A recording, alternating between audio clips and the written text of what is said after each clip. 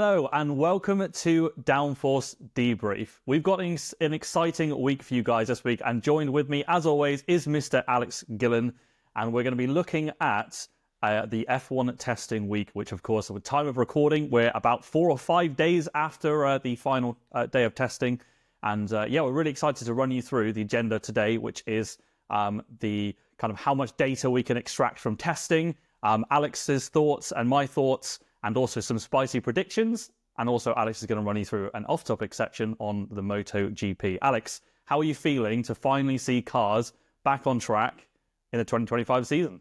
Yeah, it's good. It's good. We're almost there. We're almost going racing. Not quite there yet. And you know what? I think testing gets a bit of a bad rep. Yes, it's not everything. Lap times on everything. But it's also rare that a prediction from testing is completely wrong. Like, you know, the overall prediction of who's going to be good, who's going to be bad. So I think, there is definitely some analysis to be done there.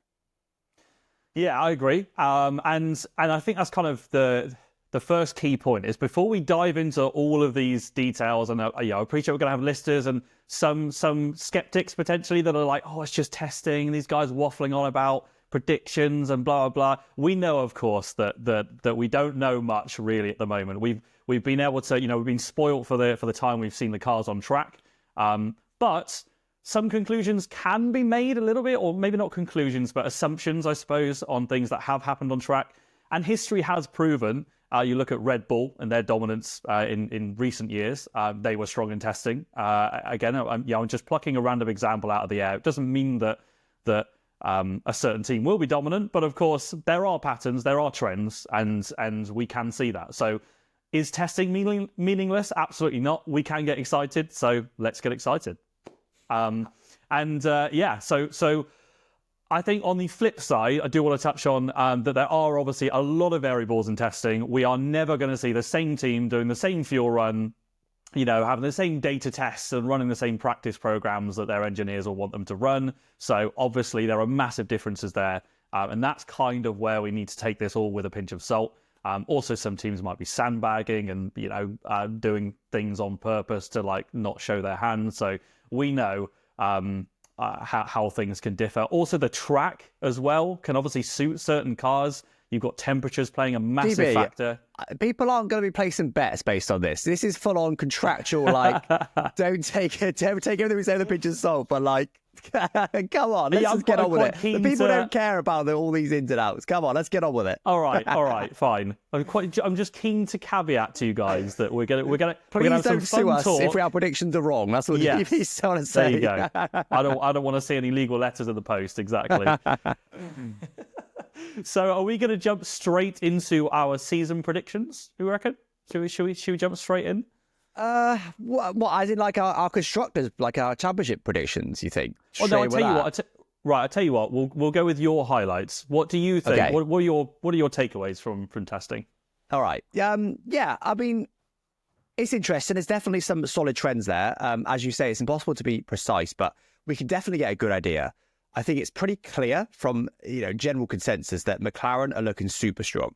McLaren are looking like right now they are the fastest team. It's not that it's not going to be close, but it's I think most people will be surprised that McLaren aren't fastest come Australia. It's looking very close behind that between Ferrari, Red Bull and Mercedes. In my opinion, I think Ferrari are just a little bit ahead. I think Red Bull a little bit behind, and Mercedes are there or thereabouts, but I think they'll be a bit up and down again this year. But don't forget, like we spoke about previously, we've got the big flexi wing rule change coming after the Spanish Grand Prix. And I mentioned previously, McLaren and Mercedes are two of the biggest wing flexers there is out there. So I think that's going to be the form in the top four, the first 9 races. After that, I think we're going to see McLaren be nerfed a little bit. I still think they'll be the fastest team, but they'll take a little lap time nerf. Hopefully they're getting nap times. And they'll be a bit closer to the rest of the guys. And I think that will also allow Red Bull to jump forward a little bit. And Mercedes, I think, will take a bit of a hit. That's what I reckon of the top 4. And that's not the general consensus. I've added a lot of my stuff in there, especially to do with the wings. But definitely the consensus is that McLaren are looking super strong. And it was interesting as well that Red Bull actually didn't do a full race run. So, yeah, well, what did you think, GB? Anything you noticed? Yeah, well, in terms of my highlights, the McLaren is the obvious one. I think they're the key talking point. They're the reigning constructors champions. So obviously they're going to start their year on a high. given we've not really changed any regulations. But yeah, I found it quite interesting that the expectations and the rumours going around is that McLaren or just the top teams from last season, they're going to be quite close on one lap pace. So I think we're going to see some really fun qualifying sessions, and the likes of Verstappen, Leclerc, these guys that are typically very strong in qualifying. I think we're going to see some situations where perhaps we're getting a surprise pole position from where the car pace is versus driver performance. So I think that kind of lines us up really nicely for quali. McLaren in race trim though look incredible. Again, it's only testing data, but they were lapping. It was something like close to a second quicker than Ferrari when I saw the comparisons on a longer stint, and it was we don't know, fuel levels fine, but you could see the way Lando and Piastri were driving the car that it was it just turned really nicely. It was on the nose. It wasn't really complaining at all, and if anything, I think most of the issues I saw Lando have on track in testing when I was watching was on traction, which kind of indicates that he's not struggling to get the car turned in. He's on the power so early that the rotation is great, and if anything, he's just spinning the wheels a bit, being too aggressive on the throttle. So it all looks really good. It all looks rosy. If you're a McLaren fan, you're probably loving life with those 3 days of testing.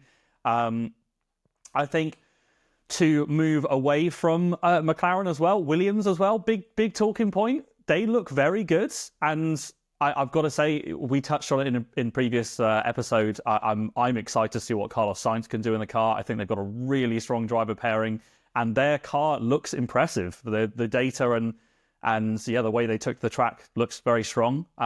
So I think there's a little bit of hype behind Williams. Do you agree? Yeah, Williams to me do look like they're best the rest of the moment, but honestly, I think that's more a conversation to talk maybe about something perhaps you contractually can't say much about. TV, I don't know, but Aston Martin, they are looking in the mud. Honestly, again, according to the sort of predictions, down there with Sauber, which is mad. I mean, they've got Adrian Newey, who's only just joined, like literally, I think, well, we're recording this on a Monday. He's joined today. Is his first full day at Aston Martin. Obviously, he was on gardening leave contractually from Red Bull, so he couldn't do anything before that, non-competes, all this other stuff. I don't know how much they actually are allowed to do, though. In the meantime, like, surely you're allowed to call your employer, but, I want a drawing board, and I want this desk, I want this piece. Surely you can, like, do some stuff? I don't know. But anyway, supposedly he's his first day today. I don't know how much they were actually managed to do. But so there was some talk of the Aston Martin almost being a bit of a blank slate for Adrian Newey. But I mean, really, it's 2026. We've got a massive rule change coming. Surely they're not going to want the genius of Adrian Newey trying to do this year's car. He's already 3 months late because they were able to start 2026 preparations from the start of this year. Surely he'll just get straight on 2026. I just can't believe they'll put one in 2025. So I don't know. It's not looking great for them for sure, because Williams shouldn't. Well, not that Williams shouldn't be best of the rest, but that is normally a slot very much occupied by Aston Martin. And if they're genuinely ninth fastest, I mean, okay, Alpine turned it around last season, so maybe they can turn it around, but that was bad. But we'll see. Maybe they've got a massive upgrade coming for Australia. I think same can probably be said about Red Bull as well. They didn't look as strong as you perhaps expect. I mean, their car looks almost exactly identical. I know the current, ground effect era, it's all about the floor. You can't see most of it, but still, it looks like they've barely changed their car, which is crazy. They obviously lost Adrian Newey. But I think they'll also come forward a little bit compared to what they look like in testing with an early update. But, they're looking somewhere in the fight for second place. Aston, somewhere in the fight for ninth place is looking like that's not good. What do you reckon, GB? Can your paymasters turn it around? Yeah, I think it is an interesting one. I'd be lying if I said I wasn't disappointed with the 3 days of testing. But they were quite topsy-turvy. McLaren, you had where it was just great the whole way through. Everyone just seemed like they were like, wow, okay, this is, they're picking up where they left off. Whereas Aston had a bit of hype about them on day one. I think it was Sector 2 that the car was giving quite strong data, and generally people were thinking, okay, maybe we're not challenging, McLaren, obviously, and the top guys, but in relation to kind of, top of the midfield where Aston were at the end of last season, looking pretty strong, but unfortunately ending it not topping the times at all, and way off. I think that's being very generous, at least on those testing times. And obviously you had Stroll where he was unwell, and Alonso had to step in as well, and it was all a little bit messy and kind of couldn't really get any consistent run time towards the end, which obviously wasn't ideal. But yeah, like I said, I would definitely be lying if I said I was optimistic. And I'm not going to give away my prediction yet, but well, I'm interested to know what you go with Aston as well. It's not looking good, bruv. It's not looking good. I mean, to be honest, other than that, there wasn't that many more notable things from testing. I mean, there was no drama. We had no real big crashes. We had no drama, really. I mean, there was a bit of rain in Bahrain. That was probably the biggest story. Yeah. They didn't necessarily expect a bit of rain, although some teams did. They did bring some inters. Who was it that brought? Was it Aston that brought some inters? I think Aston, was it Haas? There was only two teams that brought one team bought one set of inters and another team bought three sets of inters, and the rest of them bought no wet tyres. They just couldn't go out when it rained a little bit. A bit of rain interrupted it. That was probably, other than just looking at performance, that was probably the biggest talking point, honestly. Obviously, I guess seeing Hamilton, drive 2025 Ferrari is another talking point. But yeah, it was a pretty chill preseason testing. And honestly, it shows perfectly why we've only got 1 round and 3 days of preseason testing these days, because they don't need it. I mean, compare that to 2014 when the hybrid engines first came in. We were seeing big issues. We were seeing reliability. It was all over the place, and it was really interesting to see all this kind of stuff. But they're so rock solid these days, despite the immense complications of the engine. They're so rock solid on reliability. They're so rock solid on the not CGI, but the computer stuff they do, the simulation they do. They pretty much turn up and they're ready to go. So wasn't honestly a lot more that stood out to me. Was there anything else stood out to you, GB, or is it just performance basically? Yeah, exactly. I mean, you kind of hit the nail on the head. It's you just look at the amount of safety cars, or the lack of safety cars that we have these days, from things like technical retirements in the race, and cars are bulletproof. The reliability is incredible, and it's almost odd that we're almost not praising that, because it feels like there's just no errors. Everyone's just perfect in that respect. So in a very weird way, it'll be nice to see a bit of unreliability reintroduced, which maybe we'll see, obviously, for next season with the new regs and new era. One thing that just comes to my mind, the Haas did have their side pod bodywork blow off twice, I think. I think they had it once on their installation lap on their filming day, and I think they had it again in testing. That's probably the biggest reliability issue I think that any of the teams had, which is obviously not ideal. They basically just said, I think they implied they basically saved a bit too much weight with either the fixing or the bodywork itself, and that obviously it shouldn't just be blowing off the car. But that sort of thing that you quite rarely see in obviously race situations. It's quite confined to testing, where they're testing out their new cars and they figured out that that's not going to work out. But yeah, that was probably the biggest reliability concern. And as you said, they're so bulletproof. That's the biggest thing we're talking about. It's mad how bulletproof these. Let's not forget, effectively one-off prototype cars are. I don't think got a lot of people developing them, but that's still mad impressive. Yeah, and I was going to add as well, aside from that, there are a few spins in there. I know it's not car unreliability necessarily, but Leclerc spun, and also Isaac Hadjar as well did. I might be missing one or two more in there, I'm sure, across 3 days, but yeah, it all wasn't perfect. It's not like they were just driving around on rails, of course, but it's testing is interesting these days because of, I guess, how many laps teams can pump out. I think, do you remember how many laps Carlos Sainz did on one of the days? He did something stupid like 120 or 30, I want to guess. But I remember seeing that and thinking, bro's done more than 2 Grand Prix. Wow. Well, actually, on that, I've got some information here. This is on the motorsport.com website on the mileage. It's per driver and per team. Sainz ended up the test actually doing 195 laps, which is actually only joint 11th. So he wasn't even in the top half of the field, despite what you just said. So clearly it was a mega day, but overall didn't end up with a massive mileage. The driver did the most miles, Esteban Ocon, in his new Haas team. 260 laps he did. So a decent chunk. Was 65 laps more than Carlos Sainz. Isaac Hadjar was second, George Russell third, Kimi Antonelli fourth. On the bottom, we got Lance Stroll, last place again. We've got 133 laps. So that's almost exactly half of what Esteban Ocon did. But we've seen way worse in previous tests, and we've got new engines coming in and stuff, so even that's not too bad. Then got Liam Lawson, second worst. But then, interestingly, we've got Verstappen and Hamilton up next, and then Alonso after them.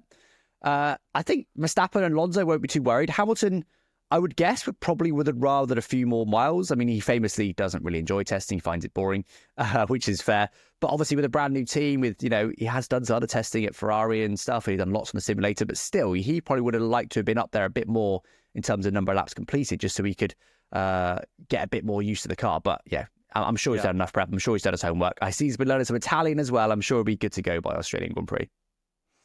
Yeah. Well, yeah. Let's see. I suppose it'd be quite incredible to see Hamilton speaking to the Tifosi in Italian. Can you imagine? By the time we get to Monza. I've lost my trail of thought that, but all right, I'm going to put you on the spot again. It's GB quiz time. Oh, good. Here we go. Great. Your favourite My favourite time. Yeah. Who do you reckon did the most laps in testing as a team? Oh, as a team? Well, I mean, Haas have got to be up there if Ocon's number one, but I will go with... I think Mercedes did quite a lot, didn't they? Nailed it. Mercedes are top, Haas are second. There you go. You finally adapted to these on-the-spot quizzes I've been putting you through. One more, though. Which team did the least laps? Oh, least laps. Let's go with Aston. Close. They were ninth out of 10. It was Red Bull. There's only 2 laps in it, though, so you were very close. I'll give you that. That's close enough. So Aston were ninth, and they did 306 laps. Sauber were 8th. They did 354. So almost 50 laps there between 8th and 9th. That's a pretty decent chunk. But yeah, there's no real worries, though. I don't think any of the teams are worried about reliability or the number of laps. I think they may not have done exactly what they wanted to do in testing, some of them perhaps, but overall, they're fine. They'll be fine. Yeah. Okay. Well, I think we've kind of picked out our highlights so far. Are you ready to move on to season predictions and cause some shenanigans? I can't wait to see you predict Sauber for the title or whatever crazy things you've gone for. What do you mean? I'm not controversial. I never make any wild predictions that no one else would. What do you mean? Well, should we start with Driver's Champion then? It's looking like at the moment it'll be between the McLaren drivers. You can never rule out Max. And obviously we got the rule change coming in race 9 after the Spanish Grand Prix. But I'm still going to give it to Lando Norris. I think Lando is going to win the championship this season, but I think it'll be very close between him and Piastri. I think it'll go down to the final race. We might even see a Hamilton Verstappen style thing where it's literally like winner takes all. I think Oscar, he upped his game nicely last season. I think he's going to do it again this season. And I think we're going to get a good competition. I think they'll be comfortably ahead after 9 races. Honestly, I think it'll be similar to last year. They'll be comfortably ahead after 9 races, but then after that, I think they'll get pegged back a little bit by certain other teams, but they'll end up taking the championship. I just think it's going to be super close, and I'm excited. And I personally am cheering for Oscar Piastri. Big fan of his work. What about you, GB? Who's driver's champion? Okay, we're annoyingly very similar. I mean, it's predictable, isn't it? Everyone's talking about McLaren. I'm going with Lando Norris. I think it's hard to see Piastri getting the championship over Lando. This is on the basis, obviously, that McLaren deliver the most competitive car, which, as you rightly said, with changes coming in, with the flexi wings and whatever, who knows what's going to happen throughout the season. We saw last season that Red Bull dominated the initial races, and then obviously McLaren became the dominant car from there on after like Miami-ish. So we don't know. We're going off the assumption that McLaren are going to remain the quickest. I will go with Lando Norris. I'm actually going with Verstappen in second. I think Verstappen is going to continue to outdrive his car.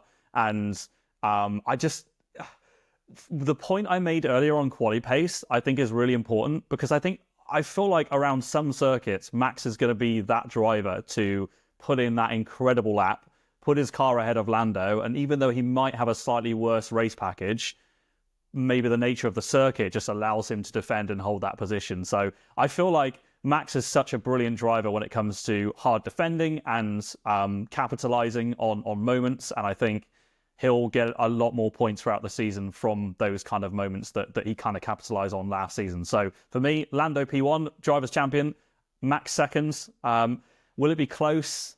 I'm not sure. I think it'll be a similar gap to last season, personally, if McLaren have the right car, and then Piastri in third.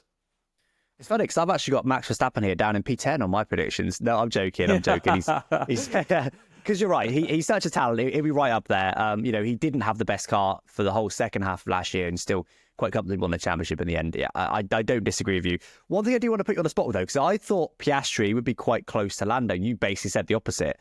What sort of points gap do you predict between Lando and Piastri at the end of the season?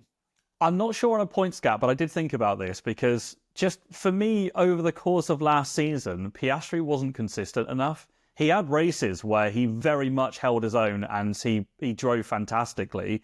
He's a great driver. He's showing that he's a very talented driver. Has he got the consistency over a season that Lando has? I don't think so, but then it's hard to call because Lando also hasn't really been in a position where he's been a real title contender, to the point where he's been like leading a championship and had that pressure on his shoulders. So I don't know. I'm going with Piastri being less consistent than Lando purely. Less so on kind of one lap pace. I think that's where Piastri is great. So yeah, I'm kind of basing it on last season. I don't think Piastri did enough last season for consistency. I know that might be harsh. I know he did perform very well. I'm not saying he had a bad season, but I just think he wasn't quite consistent enough last year. I do agree. Track-to-track consistency wasn't good enough. His race pace wasn't good enough last season. But at certain races, we did see his race pace being right up there. The Hungarian Grand Prix springs to mind, and there was a couple others as well. But the reason that I think it'll be close this year is because this season is only Piastri's third full season in F1. His third season with McLaren. He joined McLaren in 2023. So Lando joined McLaren in 2019. So effectively, how was Lando Norris in the 2021 season? Was he super consistent? Was he more consistent than the 2020 season? Probably. I just think Piastri's still on that, you get chucked in the deep end in F1, you have to learn pretty quickly, and he's doing a good enough job clearly to keep that drive. I just think third season now, I think he's still learning. I think he learned a lot last season. I mean, honestly, at the start of last season, I wouldn't say I was a fan of him, but I also didn't dislike him, whatever, just thought he's never going to be able to beat Lando. But then there were certain races last season, I was like, okay, he's getting it. He's starting to figure this out. And he's almost finishing that upward curve. Not finishing, but, getting there on the upward curve in terms of learning. So basing how he's going to do in only his second season F1, I don't know. I think that's a bit harsh, but we'll see. We'll see. Yeah, I mean, you could only judge off what he's done previously, for me at least. And look, it would not surprise me even if Piastri won the title, like if he made it close with Lando and they had the dominant car of the season, it wouldn't surprise me if Piastri's there. He's clearly a very good driver. I'm purely basing it on consistency. So Oscar, I'm sorry, don't hate on me for that. It'll be in the comments. Sure, like, GB, you're the worst. I love your podcast, but you're the worst. Well, in third place in the Drivers' Championship, I've actually got Lewis Hamilton. This one perhaps is a bit more controversial. I do agree. I think Max, it's definitely possible Max is right in there. I mean, Max might be world champion. He's just that good at the moment, especially with the current era of cars. He's obviously incredible. But I'd put Lewis there because I think Ferrari are going to be overall the second strongest team, at times the best team in 2025. So I think that'll provide either Charles or Lewis that opportunity. And I just really feel like Lewis, he's 40 years old now, but I really feel like he's got a fire under him again. I think, there's lots of people saying, there's no way Hamilton's going to beat Charles Leclerc and all these things, and he's washed and yada, yada, yada. And of course, it looks like he's washed because of last season. That's completely fair. But that makes him even more hungry for it. That makes him try that much harder. He was in his, millionth season at Mercedes last season. He knew he was leaving because he signed the contract right at the start of the year. Just not as motivated as he once was. He knew he wasn't a championship winning car, whatever. Put him in a Ferrari that's genuinely perhaps in contention for the championship. I don't quite know if they'll be that good, but certainly at times they'll be the fastest car. And look what Hamilton did last year when Mercedes had the fastest car. Suddenly, he wins 2 races. I know he inherited one of those from George, but that was honestly more because Mercedes shafted him on strategy more than anything else at Spa. They let George do the 1 stop, which is a better strategy, and put Hamilton on the 2. They didn't know the 1 was a better strategy. They didn't do it on purpose, yada, yada. But that is what happened. And then George ended up winning the race. So, although got disqualified. So, yeah, I think it'll be close between Verstappen, Hamilton, Leclerc. I just think Hamilton is going to just turn up this season and show why he's a 7-time world champion. I don't think he'll get the 8th, but I think he's going to beat Charles Leclerc. So do you completely disagree? We're doing a top 3. I'm going to make you do one more then. Are you saying Verstappen in your standings is going to be 4th? I am, but now you forced me to say that out loud. That does seem quite harsh. No, I mean, Fair. Look, Red Bull have lost Adrian Newey. It's not all about Adrian Newey, but Adrian Newey's track record speaks for itself. Every team he's been to, they've basically dominated at times. He is a genius. He gets all the plaudits rightly. I would hate to know how much Lawrence Stroll is paying him, even though he needs no more money. He's probably earning about 10 million quid a year, as much as more than most of the drivers I bet he's earning. So I think Red Bull losing that, and it's not just him, they lost a load of other people as well. You know, with all the Christian Horner drama, which was almost exactly a year ago now, they lost a load of staff from that. You know, maybe not straight after that, but indirectly, then a lot of staff have gone elsewhere. I really think that's going to harm them. You know, last season, that car was not bulletproof. They developed it in the wrong direction. It started out dominating, and then McLaren turned up and they weren't able to respond, really. I mean, don't get me wrong, it wasn't a bad car, obviously, but they were never able to fully fix those issues, really, that they had with the car, with it being inconsistent and stuff. And I don't think they're going to be nowhere. I think they'll still be quick, but I just don't think they can do domination with the amount of staff they've lost. So, yeah, well, Verstappen fourth. In that case, if Newey's then, you know, if you're obviously hyping up Newey, now he's gone to Aston officially, does that mean that Aston are gonna be very good this season then, based on your predictions? Newey's gonna work his wonders. I'm very excited to see it. If Adrian Newey does it again, and Aston Martin end up, even if they don't win a championship, if they end up just being a genuine, you know, race, you know, if they have a Ferrari performance from last season, you know, like genuinely right up there, some races they're the fastest car, they're right back in it. If that happens from 2026 onwards, or even 2027, it might take them a bit longer. For me, Adrian Newey is the go of F1. That honestly, to me, almost makes him better than like Schumacher and Hamilton and stuff. He's behind the scenes, but just look what he's done. The amount of different teams he's done it, the amount of championships he won, that'd be insane. Whether it will happen or not, it's possible. It will depend on lots of other factors. I mean, Aston Martin have invested. You know, I've been there. Obviously, you go there quite a bit. Their beautiful new facility at Silverstone, it is absolutely beautiful. They've invested a lot of money in that. They've got a lot of stuff on site now, which they never did. They're still doing it as well. They're still building it. They've obviously invested big money in Adrian Newey. They're invested in all their staff, yada, yada, yada. They're going for it. But it's still not the whole piece of the puzzle. You know, Adrian Newey, plop him in Sauber. Sauber doesn't start winning races. You know, you need everything else that goes around it. So there's too many factors to say, yeah, for sure, he will bring them right to the front. But there's a reason that he's earned so much money, and there's a reason that so many teams wanted him when there was rumored that he was leaving. So, yeah, I if you want a simple answer, yeah, I think Aston Martin from 2026 could be right back up there again. Because especially if they do end up having a terrible car this season, give up really early and put all your resources, your billionaire resources, into 2026. I think it's possible. Okay, so we've kind of done 2026 predictions there, so we're covering podcasts in the future. Yeah, I mean, look, I wish I could drop a bombshell of knowledge, insider knowledge from Aston on this stuff, but unfortunately, I know absolutely nada on this. But look, as a fan and as someone obviously wanting the team to do very well, I'm not feeling very optimistic about this season based on testing data, and I think Newey's arrival, let's see if I'm wrong, but I don't think it's going to impact this season that much, given that, you know, that he would have to overhaul like the whole car philosophy, or, you know, stuff that is beyond my level. But clearly he'd have to have a big impact within starting from now, which is just clearly not long enough. So 2026 for sure looks very hopeful. I think a lot of people will be talking about Aston next year. But this year, with Newey's arrival, I don't think there's going to be any impact on this year's car. I hope I'm wrong. I hope that suddenly we start seeing Alonso fighting for podiums like we did a couple of years ago. That would be great. Yeah, I think it's going to be 2026 for Aston, not this year.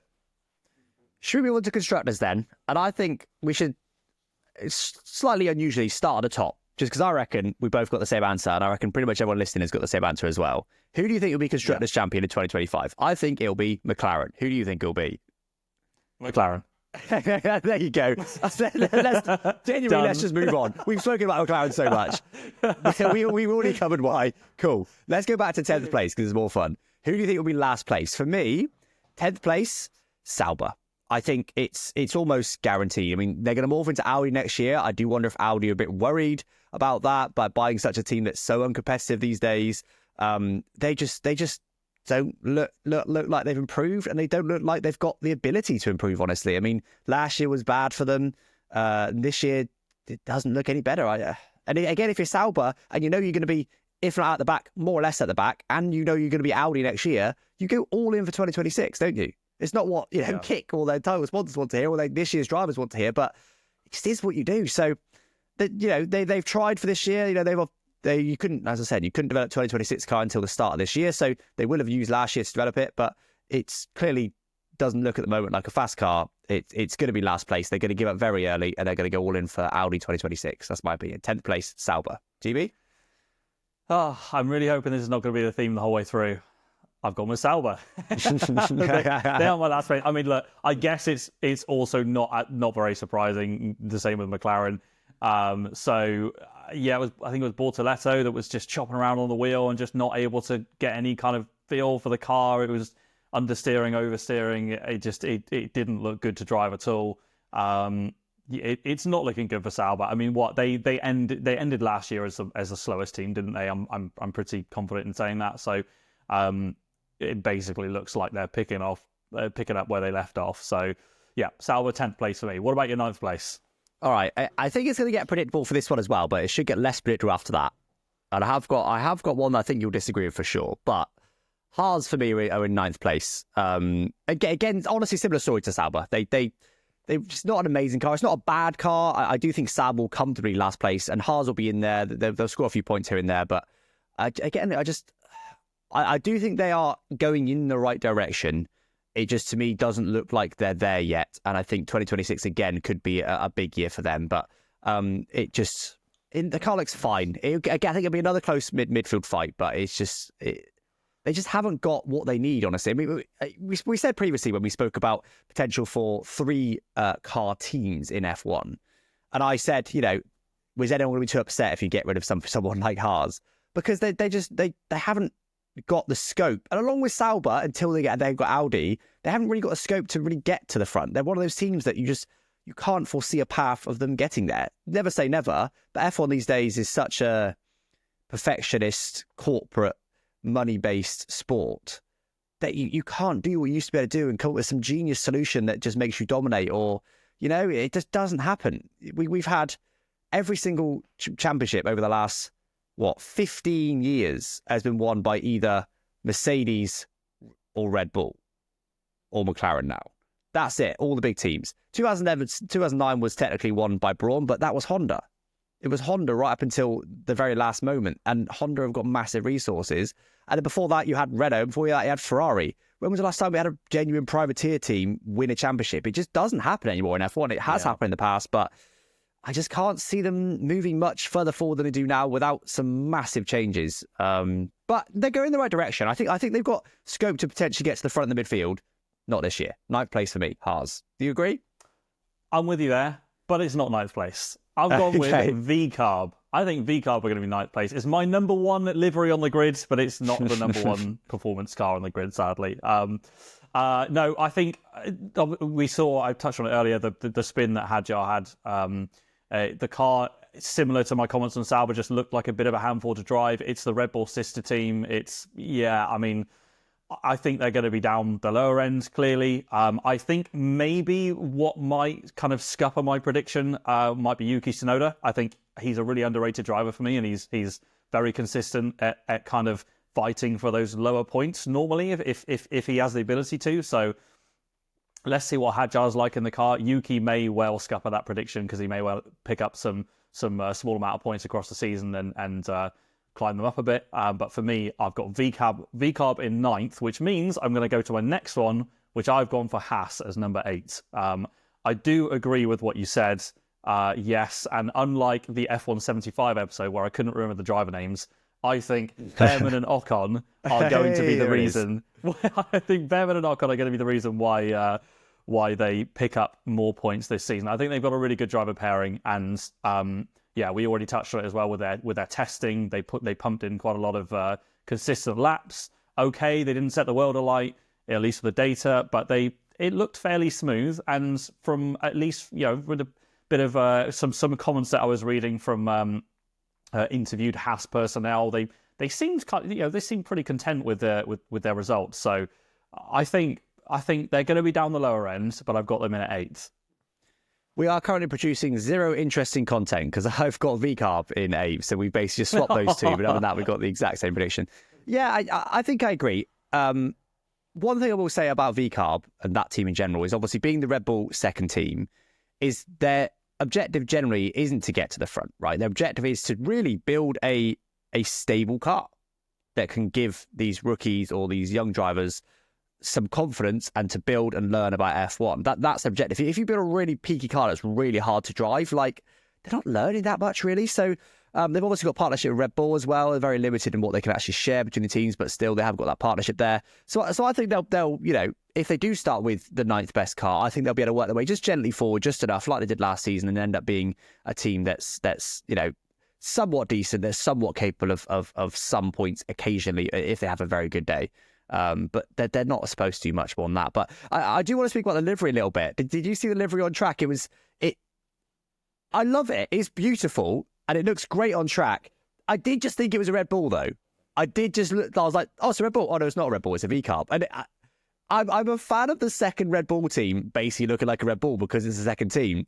But I don't know if that's just an adjustment period thing, or if we're genuinely going to get like new viewers be like, "Oh, it's Red Bull," and then, "Oh no, that's not Red Bull." Is it going to be confusing? What did you think about that? I mean, yeah, it's a fair point, but for me, no. Like, it's a completely different color. It stands out completely differently. I get your point. For me personally, and I said this before in a previous episode, I've been crying out for this for so long since it was introduced back in 21.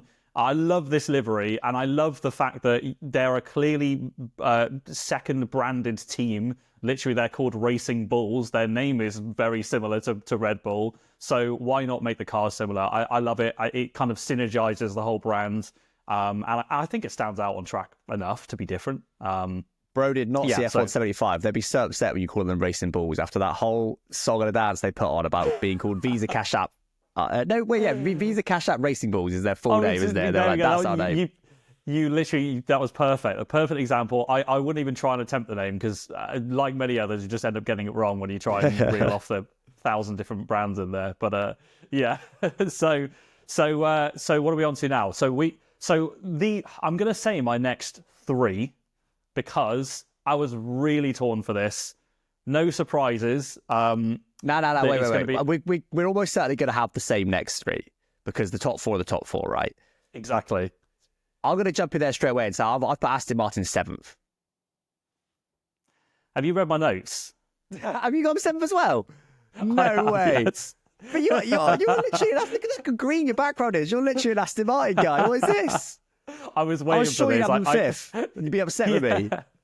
No, I honestly was on a knife edge. I couldn't. I had to put Williams in 5th based on the kind of hype behind it and the results that we've seen from testing. But I do think it'll be a close fight between Williams, Alpine, and Aston for 5th. I don't think Aston are going to be far behind those two. So I hope I'm wrong, and I hope Aston are kind of best of the rest outside of the top 4. But yeah, unfortunately, I've put Aston 7th, Alpine 6th, and Williams to be the fastest of the kind of best of the rest. I've literally got to say, this is rubbish. This is so bad. We should have communicated this beforehand to actually create some content here. We're just doing the same things. But the only thing we switched so far is V-Carb and Haas, which no one cares about. Like, what is this? And to caveat, we haven't shared each other's notes here. We genuinely don't know what we've put down. So, yeah, that's great. I put Aston Martin 7th, and I do believe that. But I genuinely thought that you were going to be like, what? No way, nah. They'll be able to work their way forward. They'll fix their car. They've got Adrian Newey, and then you put them there as if. I'm really shocked about that. Yeah, no, I thought long and hard. So, yeah. Go on. We've spoken quite a bit about Aston Martin. You know, I do think they got a dog of a car. I think they'll very quickly go, look, we'll concentrate on next year. I do think, though, if they turn up in 2026, brand new rules, and they're once again 7th fastest or worse, I think we could see Lawrence Stroll, I don't know, pull it out, or then pull out of F1, or I know he's just invested a lot of money, but why is he investing the money? It's not for a laugh. It's to get nearer the front. He's got Adrian Newey, all these other things. I think I can foresee him going, all right, this year, let's write it off. Let's just go all in for next year. Let's make damn sure, though, that we're one of the top teams next year, or at least one of the, in with the obvious top 4. Because look, billionaires don't like to lose.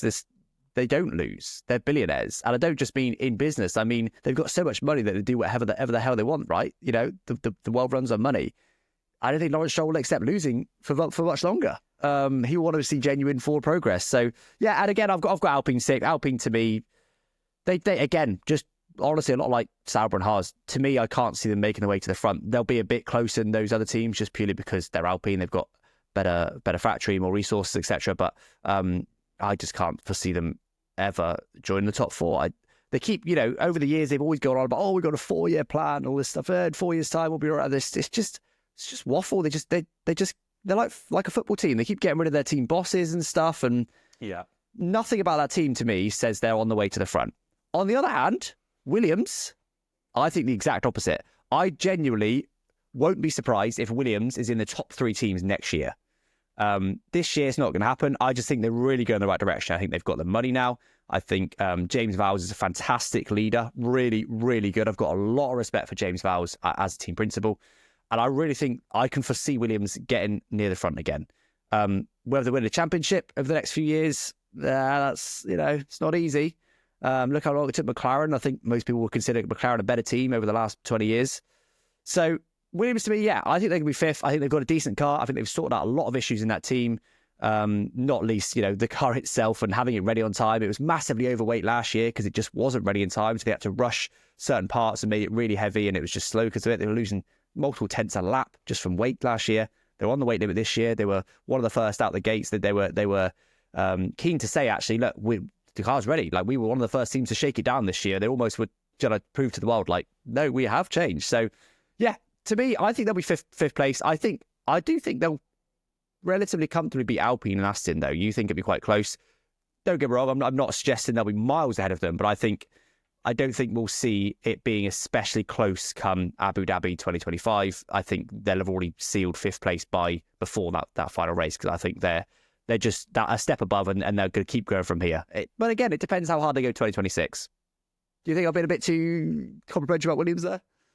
No, I don't. And to be honest, I don't think we even touched on their drivers there. I'm a big fan of Carlos Sainz. Like I've said before, really underrated. I think him and Albon are going to be such a strong pairing together. I genuinely think it is one of the best driving pairings on the grid, right? I mean, yeah, I agree. Leclerc, Hamilton, the obvious one, Lando and Piastri, yes. But I mean, I would put all of them in equal cars. I reckon Sainz and Albon would give any other team a run for their money. I think they're going to be really strong. Yeah, and just a point on Alpine as well. I completely agree that they've been a shambles recently with their structure and everything that's been going on. And I noticed you talked about a 4-year plan there. Lawrence Stroll was doing the same thing for Aston back in 22 when it's the start of this era. And he was always going on about, 5-year plan when people were asking, do you see yourselves being competitive in this first year? And it was kind of writing off that initial period. And that is what happened. Aston were poorly performing, and it took them a while to build up to that. But we've seen that plan materialize. We've seen all the investment. We've seen the development at Silverstone. We've seen so much development there that now you could look back and you could say, okay, fair play. That 5-year plan finally dropped off a little bit recently compared to, when Alonso was fighting for podiums. But otherwise, it's a definite progression from where Aston were. Whereas Alpine is just kind of like a bit all up in the air and a bit all... Yeah, it's a bit messy, isn't it? I completely agree. And it's not something directly against these 4 or 5-year plans. It's just that Aston look like they could actually pull it off with the amount of investment they put in, the brand new facilities they're putting in, signing Adrian Newey. Like, Adrian Newey never would have signed for Alpine in a million years, even if they're based in the UK, even if they offered him twice as much. I don't think they'd have signed it. The reason Adrian Newey, one of the greatest engineers, the greatest engineer in F1 history by a mile, the reason he signed for Aston Martin was partly because they're based in the UK and not in Italy, but also because of the new facilities. Because of the new facilities, they saw that and went, okay, all right, you guys are almost starting from scratch here. I can see some real potential. So, yeah, I completely agree. It's Aston can do it, Alpine can't. I want to pick you up on one thing you did say, right? And we're going off topic a little bit because this is not 25. You mentioned moving forwards for 26 that you think Williams might break the top 3. I want to know who you think is falling out of the top 3. Who are the 2 teams that... I mean, who's falling off a cliff in the Alex Gillard world? All right. Red Bull definitely might fall off. They might fall off. Wow, okay. And then, I mean, look at 2014. They got that wrong. They also got 2010 wrong. Don't forget. They got 2009. They got 2009 wrong. They let Brawn win. Then they dominated from there. They got the hybrid era wrong. That was partly engines, but still, their chassis also wasn't the best. Mercedes still had the best chassis. And it took them a long time, all the way to 2021. And there was a smaller rule change in the middle there to get it right. And then, yes, they hit the ground running with this rule change for sure. I mean, I can't recall how long Adrian Newey's been in F1. I know it's a long time. Maybe he was in F1 during the last ground effect era. Maybe he carried some knowledge over there. I'm not too sure. But yeah, they got this era right, but they haven't got a good track record with starting eras right. And they had Adrian Newey during those times. They had, the resources. They were the up-and-coming team. Now they're the dominant team that no one really likes because of Christian Horner with the best one in the world. They've lost a lot of their staff. I wouldn't be surprised if Red Bull go back to sort of where they were pre-2021. Like, podium contenders, there or thereabouts, but like not really fighting for wins very often, very rarely. Christian Horner fans. Yeah. And then Mercedes. I was going to say, Christian Horner fans are fuming right now. You've upset them. I don't care. If they're a Christian Horner fan, they're not welcome here. Get them out of here. There's your controversial clip. And I think Mercedes, I'm not expecting Mercedes to fall out, but you never know. I feel like Ferrari, that they're doing a Williams. They've got, Fred Vasseur, and they've just signed Hamilton. I think they're still on an upward trend. McLaren is still on the upward trend. They're just a hype. Whereas Mercedes, they're sort of still declining a bit almost. They never figured out this rules era, which is mad. I've constantly predicted nonstop that Mercedes are going to figure it out because they're Mercedes. Look at what it did from 2014 to 2021. They're going to figure it out. And it didn't. And that's worrying. I think, again, it could be a staff exodus. No one wants, it's nice to have the win bonuses and stuff, but realistically, where's the challenge? If you're a aerodynamic engineer, designer, do you want to work for the team that's dominating? Kind of, yes, to have that on your resume. But once you've done that, you then maybe go to Aston Martin or somewhere to be like, well, let's see if we can build this team up. So I'm not, like I said, I'm not expecting Williams to be in the top three, but I could foresee it. I can foresee it. You clearly don't necessarily agree. No. I mean, for me, the gap to the top four is massive, and it's not just car performance; it's everything else within the team, the personnel and everything. Fine, I accept that things could change, and they're definitely on the right path. I love James Vowles. Like I said, love the driver pairing. So for me, to go back to the predictions, I think Williams will be kind of best of the rest. For me, in the top four, I guess I'm really hoping we haven't gone for the same on this as well. Please say Please. I've gone for Red Bull. Yeah, it's different. It's fine. Go on. Come on. I think Red Bull. Wait, no, I haven't. Oh no. You gone for Mercedes? Oh, for God's sake! All we got different was 8th and 9th, unless you've gone for different second or third, but you probably haven't. Fine. Yeah, we've got Mercedes fourth. God, why? I put Mercedes fourth. I had to look for my notes and I was like, hang on, wait, Red Bull? I've not put Red Bull there.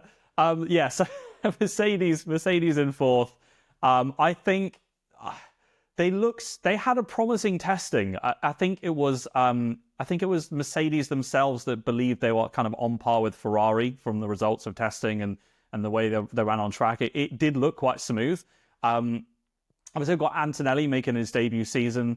They've now got Russell kind of leading the team. I just think across the season, they're not going to have enough over every track compared with the top three. I think Mercedes will be similar to other seasons where they come to a certain circuit and their car performs really well. The tires are in the best window. They normally kind of correct me if I'm wrong here, but isn't the hot conditions where Mercedes are normally strong? So they're good at keeping their tires cooler.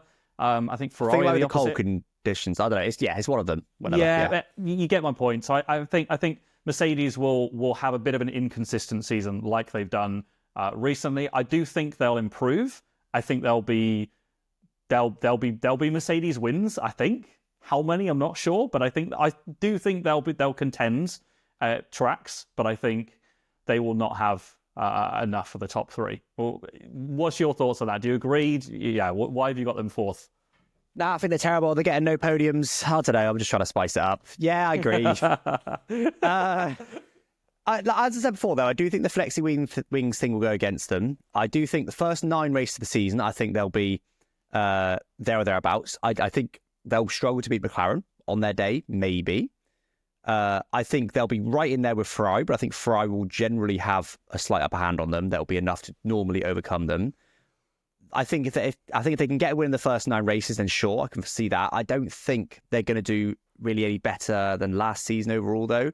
Well, obviously worse because they're going to be. Wait, no, they were 4th.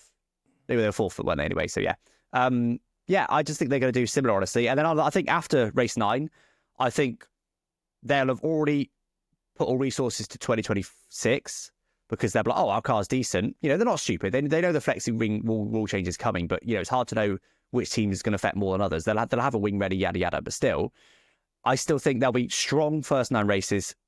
Second to 2/3 of the season, I think they'll be not as strong. I think they'll fall off a little bit, and they'll then struggle for podiums thereafter. But because they're concentrating on 2026, so maybe they'll come back stronger. That's what I reckon. 3rd place, same as you, GB. I've got Red Bull. Do you want to say something first? No, I was going to ask for yours. I was going to say, come on, please don't say Red Bull, but you said Red Bull. It's Red Bull. Well, I mean, we've covered Red Bull a lot. It's the same reasons. I think they're going to fall off. They've lost a lot of staff. I think they're going to struggle. I think they'll have a second, opposite to Mercedes, they'll be, you know, really just about the 4th fastest in the first 9 races, but not, they'll be super close. They'll definitely get podiums. They might even get wins. And then I think the second 2/3, I think they'll be a lot stronger. I think they'll be regularly on the podium, and maybe sharing a decent number of wins with McLaren after race 9. Go on. I'm actually not putting it so much down to the car performance because I think Red Bull will be up there for, in my opinion, I think they'll be up there all season. I think it's going to be Liam Lawson. Love the guy. I hope he does really well. But when is the last time we've seen Max's teammate get anywhere near him in a championship across a whole season points-wise? And I think that is going to be the reason why a consistent duo like Hamilton and Leclerc, which is my second pick, is going to be across the season just more consistent. Of course, that does depend on the package that they've got. And I think that the Ferrari is going to have a similar trait to the Mercedes, where it's going to be a little bit inconsistent at some tracks. That's been a Ferrari thing for a number of years now.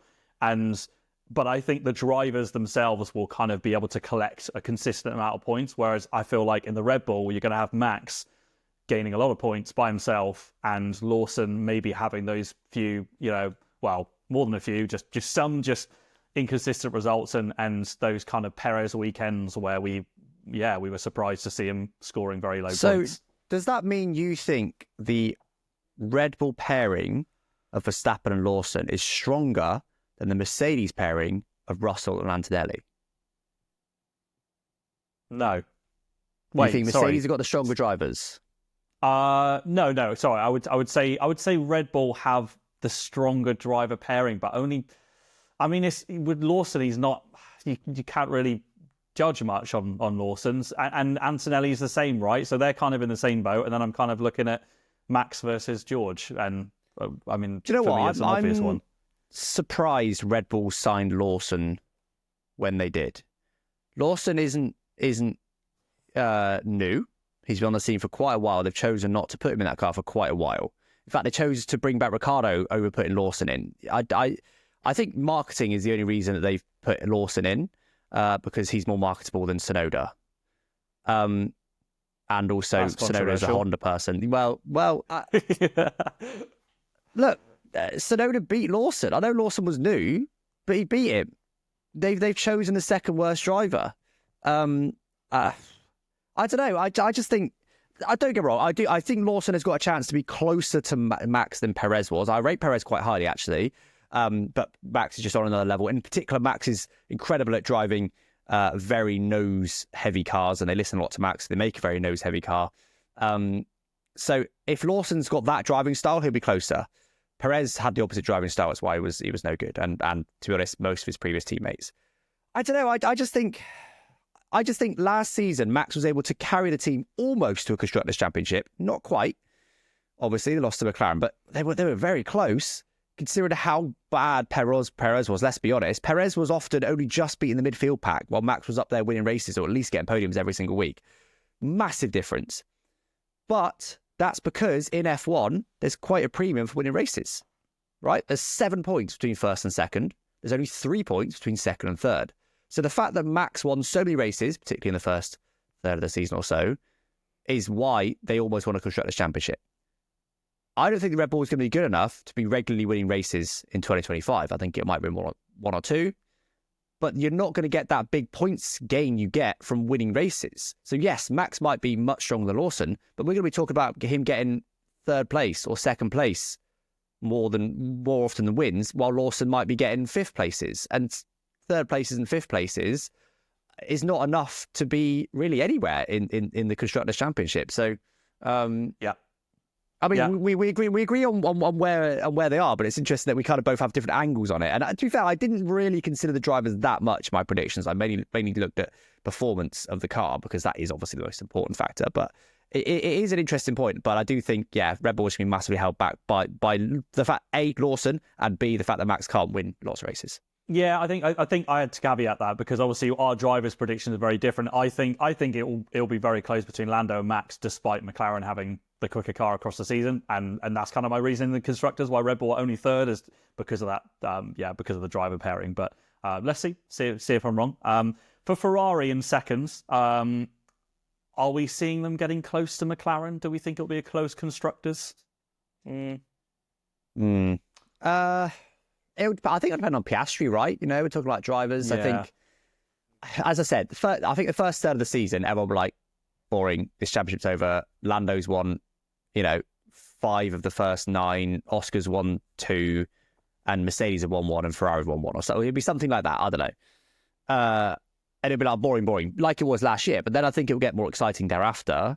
I don't think McLaren are going to fall because also, by the way, McLaren have got quite a big suspension update this year. Their car, if you look at it side by side, is genuinely quite different, whereas the Red Bull was virtually the same.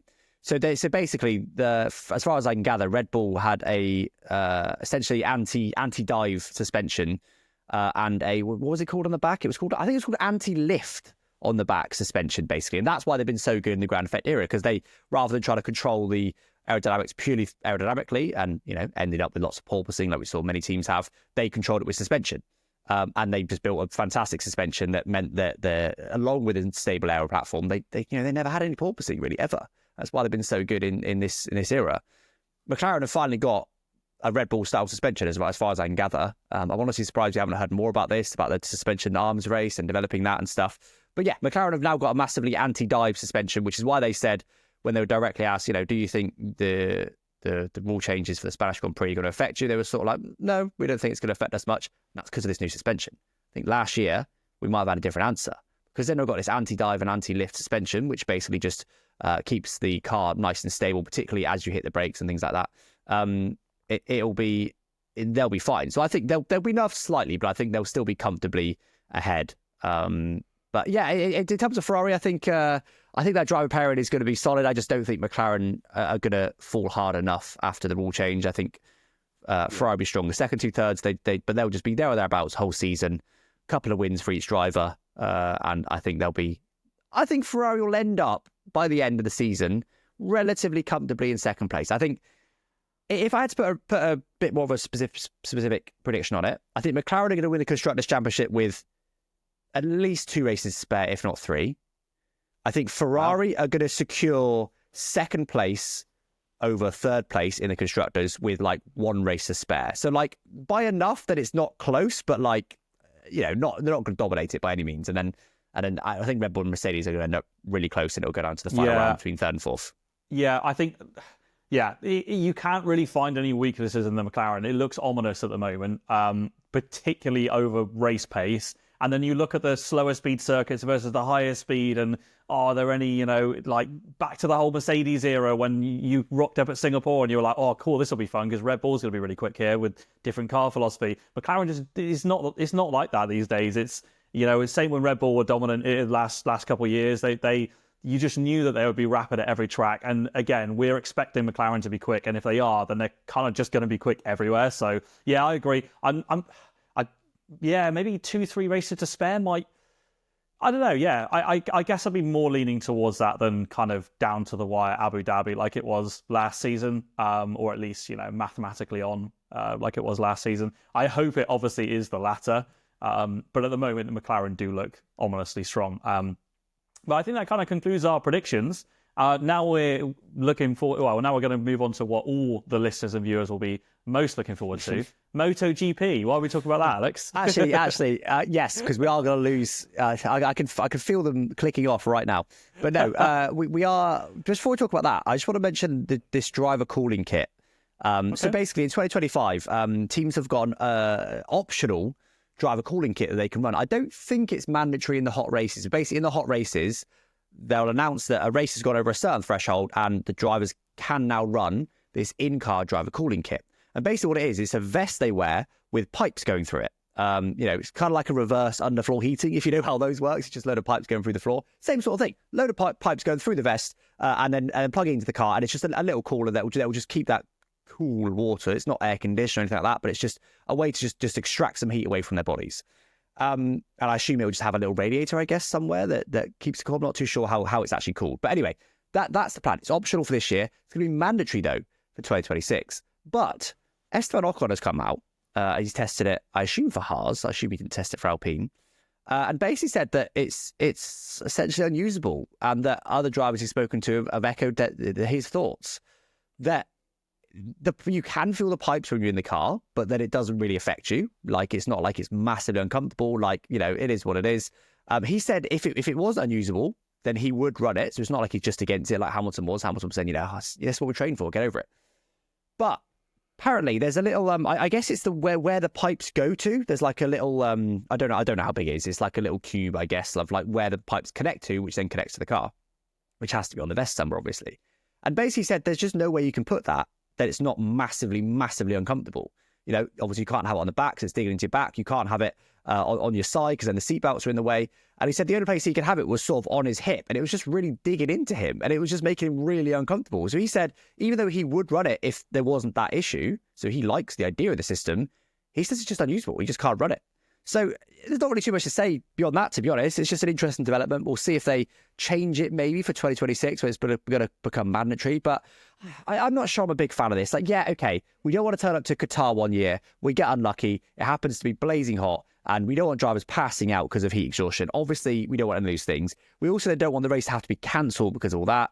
Yada, yada. We don't want any of that to happen. But I just don't think F1 needs cooling kits like this or air conditioning or their open cockpit. There's cooling vents and stuff more so now that gets a bit more air through the cockpit and stuff. I don't know.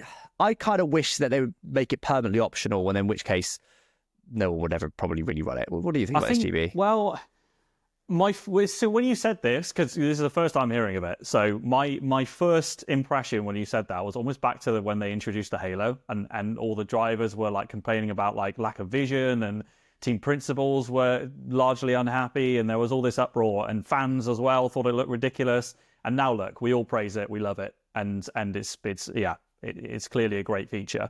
Not saying that that's going to have the exact same effect, of course. I get that they're fundamentally different, but it does sound from the way you described it like basically if they can re-engineer it slightly where it's not in a really awkward place, how that's possible, I don't know.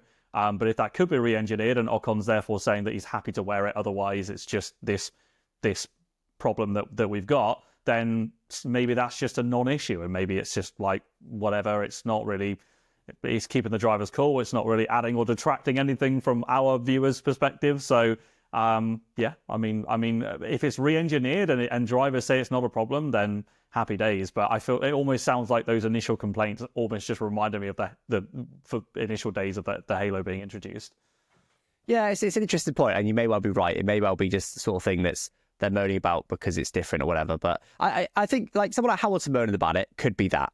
I think the fact that Ocon's saying I would use it if it wasn't horribly uncomfortable is almost the opposite of that. It's not just because it's changed. He clearly likes the idea. He just the execution isn't quite right. So yeah, we'll see how this evolves. With that in mind, I would be surprised if even if we get over the temperature threshold where the FIA says you're allowed to use it, I don't think we'll see it used at any point. I think they have said though, if it gets to that point, even if they decide not to use it, they have to put ballast in the car because it weighs. I seem to have on my head it weighs 500 grams. I might have completely made that up. I can't remember. But they have to put ballast in the car, obviously. Otherwise, someone who used it that have a heavier car would be a disadvantage. So, yeah, so they have to make sure that they've got that, so there'll be no disadvantage. But yeah, anyway, let's move on to the off topic this week. But before everybody clicks, stop, don't click away. We're going to put it in F1 terms. We're going to put it in F1 terms, all right? Because obviously you guys are all F1 listeners and all the rest of it. GB himself, I don't think you were a MotoGP fan. Did you watch the race this weekend, GB? The most I know of MotoGP is laughing at you playing the MotoGP game and falling off the bike loads. That's the extent of my knowledge, and yeah. Perfect, because I reckon... Rossi, there you go.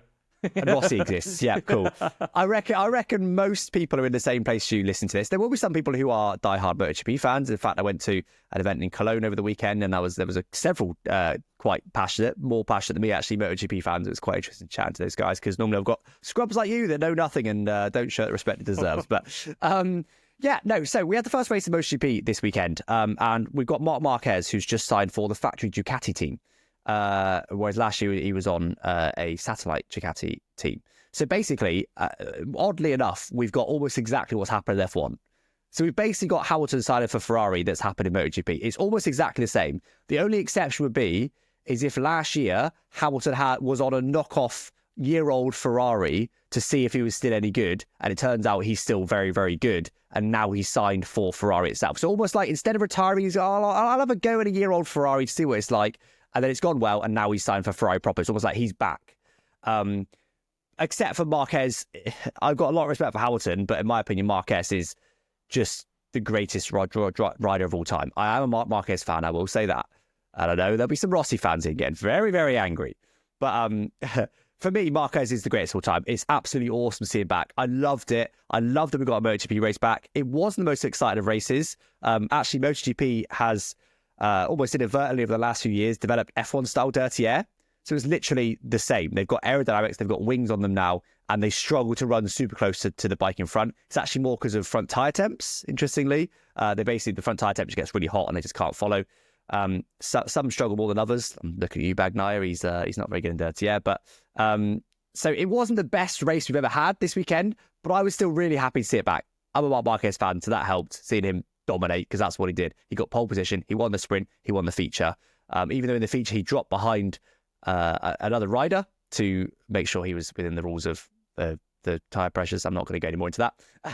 But it was just awesome to see some racing back. It was awesome to see some racing back. It was awesome to see the guy that's just moved teams. It'd be the equivalent of Hamilton winning the Australian Grand Prix, although his new team are very dominant. The equivalent, I guess, would be that if Ferrari were dominating F1 at the moment.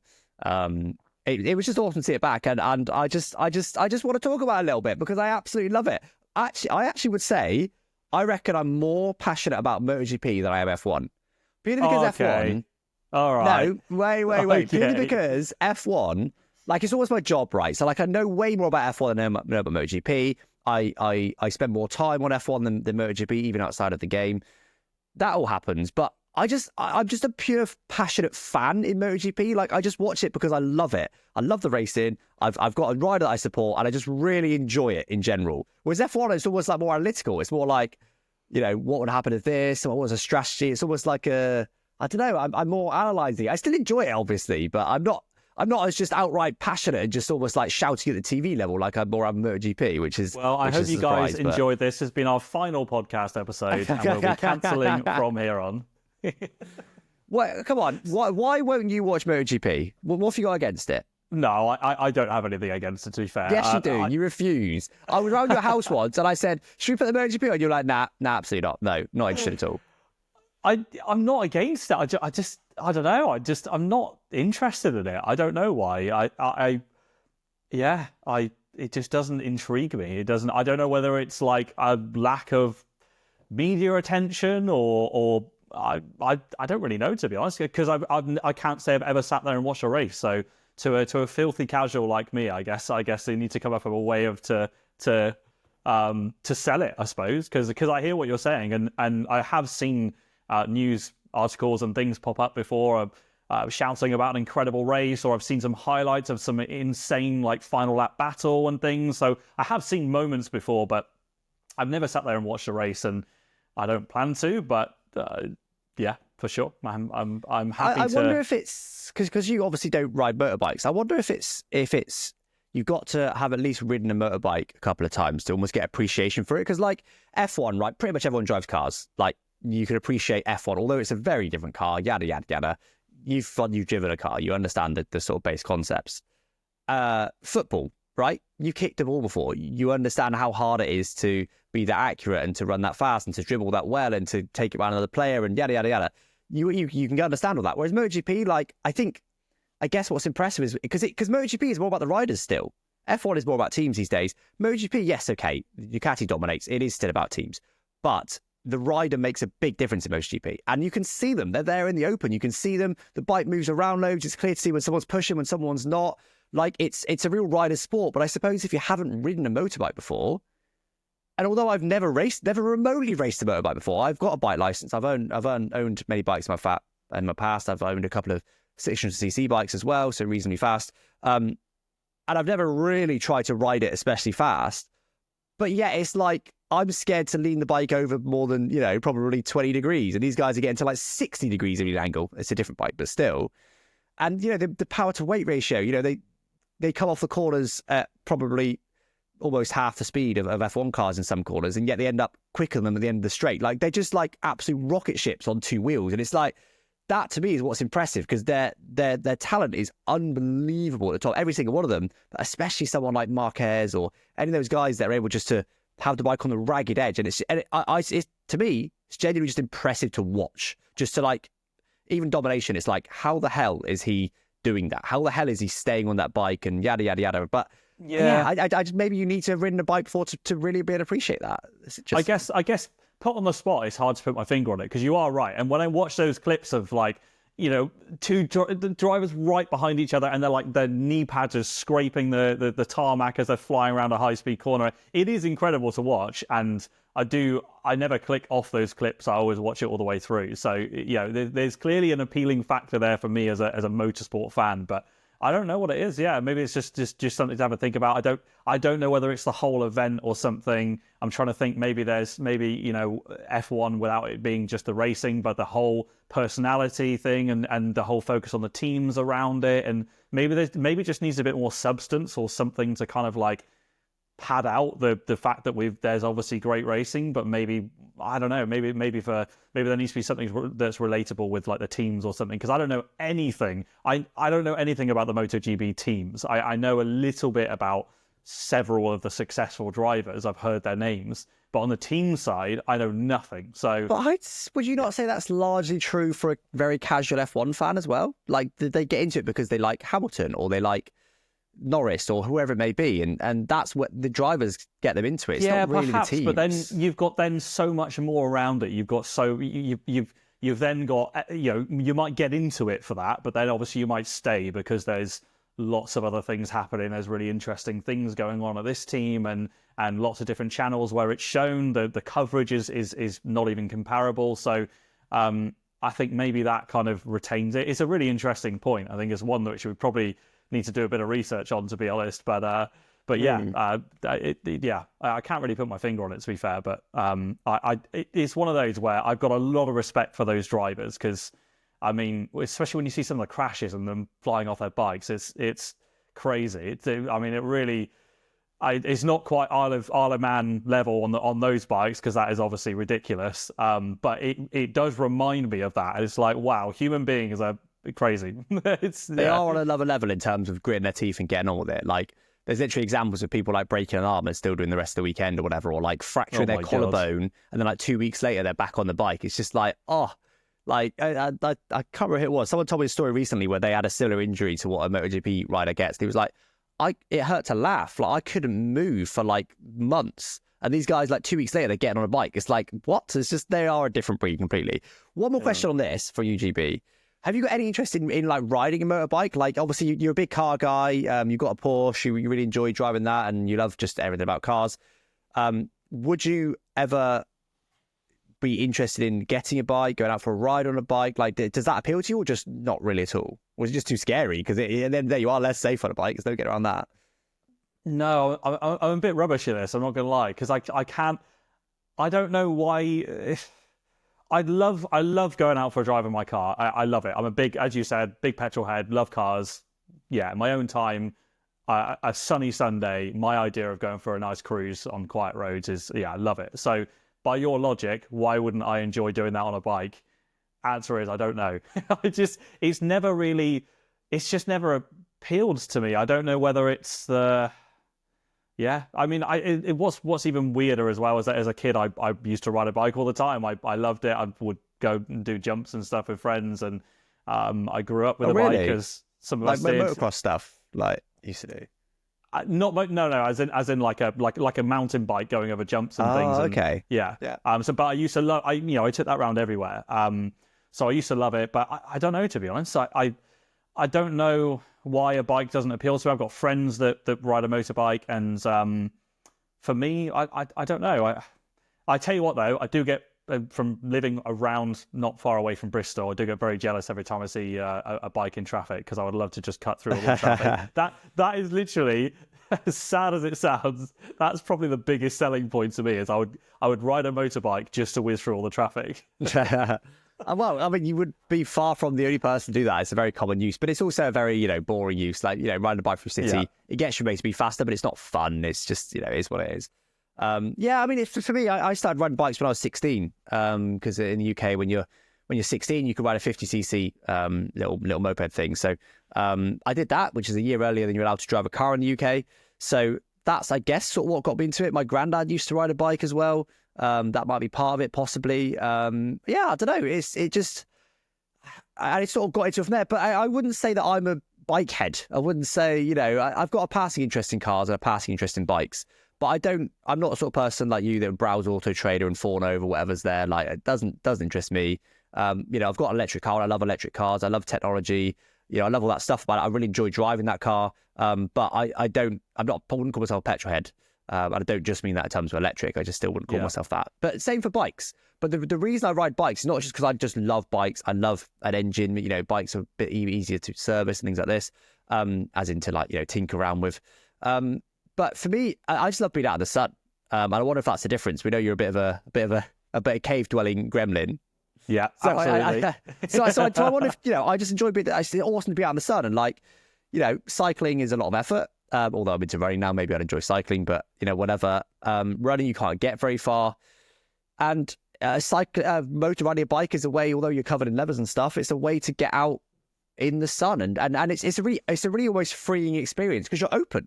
Like, yeah, you're wearing lots of layers, but you other than that, you're open. You're in the sun. Whereas in a car, you're not. Even in a convertible, you're largely in the sun in the convertible. And I did have a convertible, and I do miss it. I do want another convertible. I need an electric convertible, though, ideally. I don't think they really exist. But just if you ride across a moorland or a beautiful green scenery countryside, you can look around. You're in that environment. Whereas in a car, you're not. You're in a box in that environment. It's just not the same. And to me, that is why I would enjoy bike riding. I don't currently have a bike, so clearly I don't enjoy it enough to warrant the cost right now.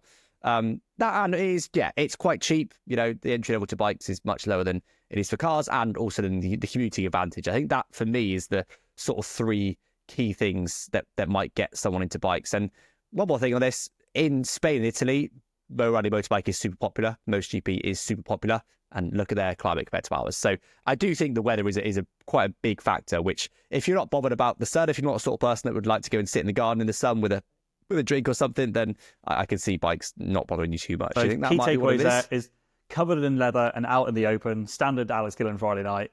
Let's leave it at that. Very good. Perfect. Look, guys, thank you so much for listening and watching whatever platform you're on. Just a reminder, if you're watching on YouTube, please drop us a like and subscribe if you've enjoyed. And obviously, you can catch us on the popular listing platforms. That's Amazon Music, Apple Music, and Spotify, as well as many others. We hope you guys have enjoyed this episode. Please give us any constructive feedback or thoughts on our many talking points, and we'll catch you in the next episode.